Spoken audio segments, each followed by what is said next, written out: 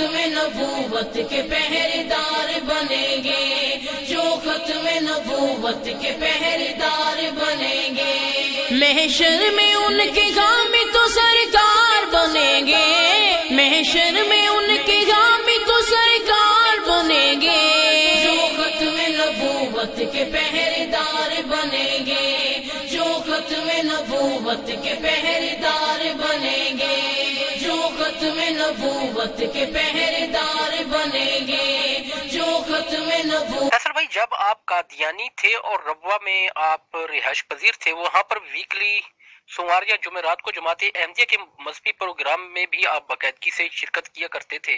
ان programmes میں قادیانی مربی پھر آپ کو کیا پڑھاتے تھے، کیا بتاتے تھے؟ اگر وہ کتابیں آپ نے نہیں پڑھی، کتابوں پہ وہ لیکچر بھی نہیں دیتے تھے، تو پھر وہ کیا پروگرامز جو کرتے ہیں اس میں کیا بریف کرتے تھے آپ کو، یا آپ جیسے قادیانی اور نوجوان جو وہاں پہ موجود ہوتے تھے ان کو کیا بتایا کرتے تھے، وہ کیا سنایا کرتے تھے؟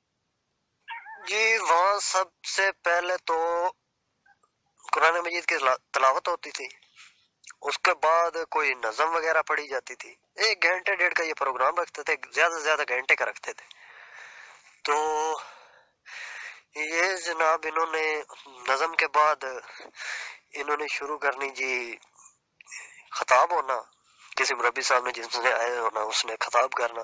اس خطاب میں بھی یہ ہوتا تھا کہ وہ کوئی قرآن مجید کی آیت تو پڑھتا تھا، لیکن اس آیت کا تھوڑا بہت ترجمہ ٹوٹا بوجھا کرنا، اور پھر جماعت کی ترقی جناب۔ ہمارے وہاں اس ملک میں اتنی تعداد ہو گئی، اس ملک میں اتنی تعداد ہو گئی، ہم نے وہاں پہ اتنے اسکول بنا دی، اتنی مساجد بنا دی، یہ کر دیا وہ کر دیا۔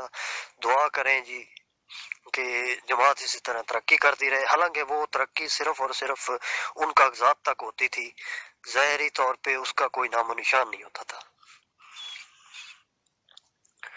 میرے چاچو جرمنی میں ہیں، اس وقت جرمنی میں ہیں، اس وقت وہ اسی جماعت کی طرف سے وہ ساؤتھ افریقہ تھے۔ تو وہاں پہ جی میں نے سنا کہ بہت ہی مساجد بنا دی ہیں انہوں نے، بہت ترقی ہو گئی ہے۔ جب اس چاچو سے بات ہوئی اس موضوع پہ تو انہوں نے بتایا کہ ہماری وہاں تعداد زیادہ سے زیادہ ہوگی 10 سے 12 ہزار، اور کاغذات پہ ان کی تعداد لاکھوں کروڑوں تک پہنچ چکی تھی۔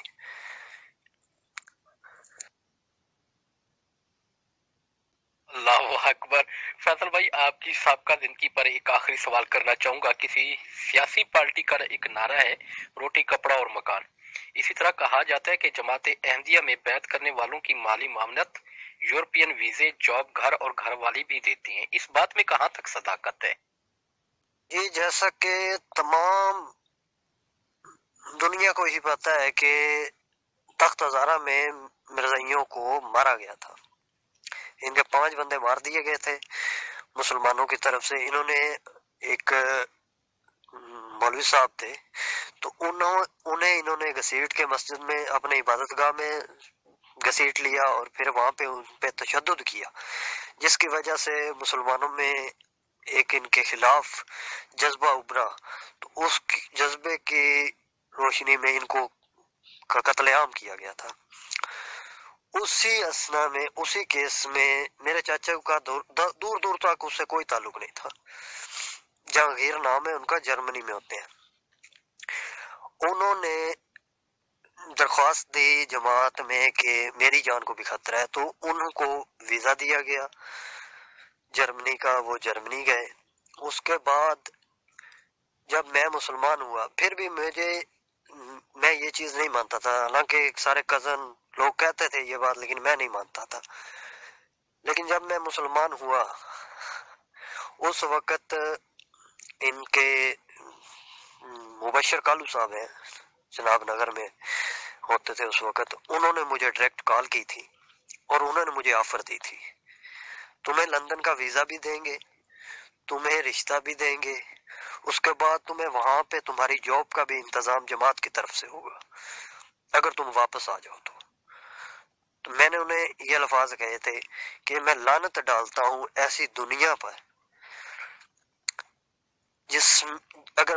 ایسی دنیا پر جس میں دنیا تو کمائی جائے لیکن آگے آگ کمائی جائے۔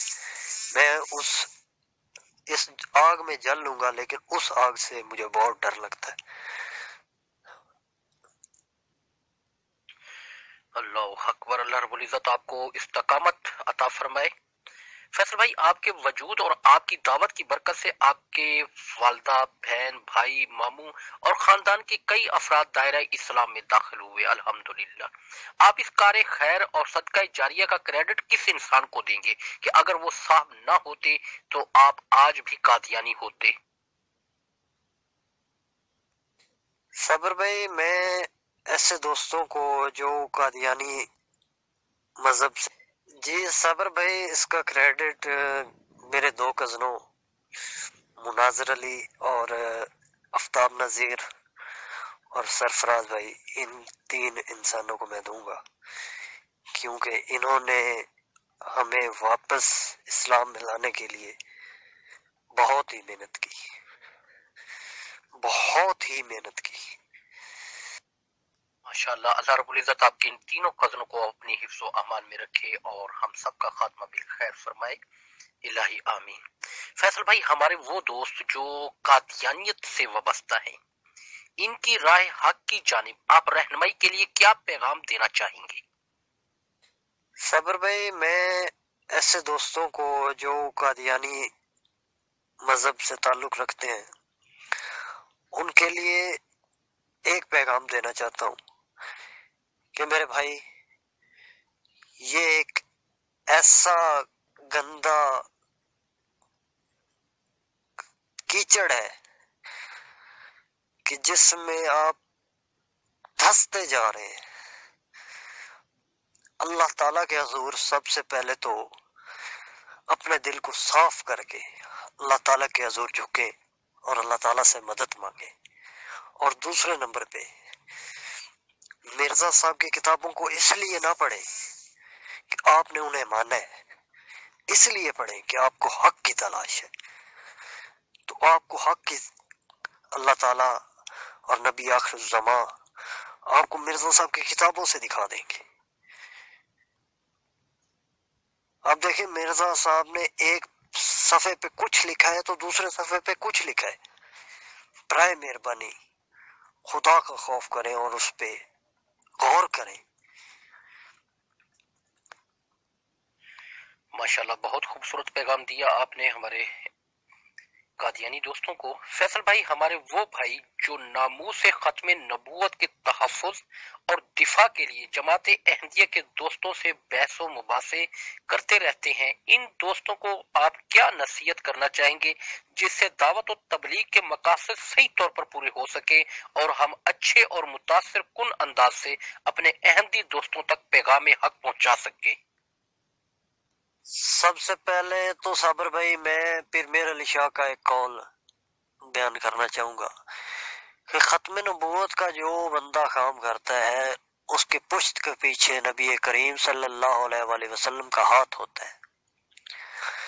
तो ये बात जितने भी खत्म नबूवत के मुजाहिदीन हैं, सबके लिए एक बहुत ही बड़ी खुशखबरी है, इस दुनिया के लिए भी और आगे वाली दुनिया के लिए भी, कि अगर यहाँ पे नबी करीम सल्लल्लाहु अलैहि वसल्लम का हाथ उनकी पुश्त पे है तो क्या वहां पे शफात नसीब नहीं होगी?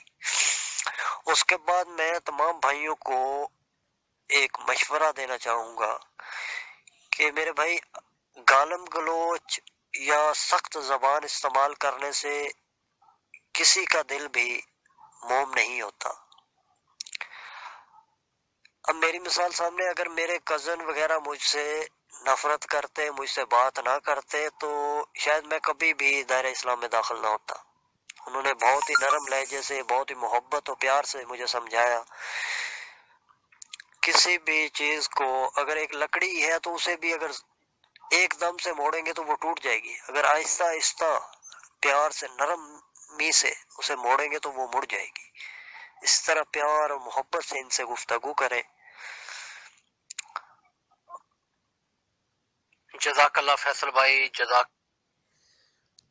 अल्लाह रब्बुल इज़्ज़त आपको सदा सलामत रखे और दीन पर इस्तकामत नसीब अता फरमाए और हम सब का खात्मा बिल खैर फरमाए।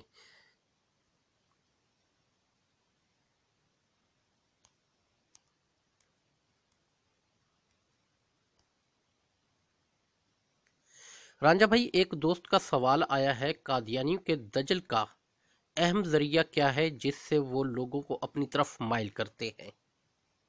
जी मेरे भाई, कादियानियत का सबसे अहम जरिया जो है लोगों को अपनी तरफ माइल करने का, वो पैसा है। जिस तरह आप देखते हैं कि अफ्रीकी ममालिक में भूख जो है वो अपनी इंतहा को पहुंच चुकी है, तो ये वहाँ पे आजकल इनका जोर है। ये वहाँ पे कुछ लोगों को शेल्टर रूम मुहैया करती है, कुछ लोगों को खाने के लिए कुछ दे दिया, कुछ बच्चों को लिए स्कूल बना दिए, तो इस तरह लोगों को अपनी तरफ माइल करते हैं, यानी कि पैसे से खरीदते हैं। फैसल भाई, मैं आपका तहे दिल से शुक्रगुजार हूँ। आप हमारे ग्रुप में तशरीफ़ लाए और आपने हमारे ग्रुप को रौनक बख्शी। अल्लाह रब्बुल इज़्ज़त आपको सदा सलामत रखे, आपके इल्म में अमल में बरकत अता फरमाए और आपको दीन पर इस्तकामत नसीब फरमाए। इलाही आमीन। बिस्मिल्लाहिर्रहमानिर्रहीम। मैं इल्म की जुस्तजू व्हाट्सएप ग्रुप में तशरीफ लाने वाले अपने मोअज़्ज़ज़ दोस्तों का बेहद शुक्रगुजार हूँ जो हमारे इस दावती तबलीगी प्रोग्राम का हिस्सा बने। दोस्तों, इस्लाम की नशर व इशाअत और दावत और तबलीग के इस कार्य खैर में हमारा साथ दीजिए। इल्म की जुस्तजू WhatsApp groups, Facebook page, YouTube channel और ट्विटर खुद ज्वाइन करें और अपने गैर मुस्लिम दोस्तों को हमारे इस पैगाम की जानिब मुतवज्जो कीजिएगा। जज़ाकल्लाह। इसके साथ ही अपने मेज़बान साबिर हुसैन और हमारे आज के मोअज़्ज़ज़ मेहमान जनाब मोहतरम फैसल महमूद रांझा साहब को इजाज़त दीजिए। अपने अगले दावती तबलीगी प्रोग्राम में फिर हाजिर होऊंगा किसी नए नौ मुस्लिम मेहमान के साथ। तब तक के लिए इजाज़त दीजिए। अपना और अपने घर वालों का ढेर सारा ख्याल रखिएगा। अल्लाह निगहबान। इस्लाम जिंदाबाद, पाकिस्तान पाइंदाबाद।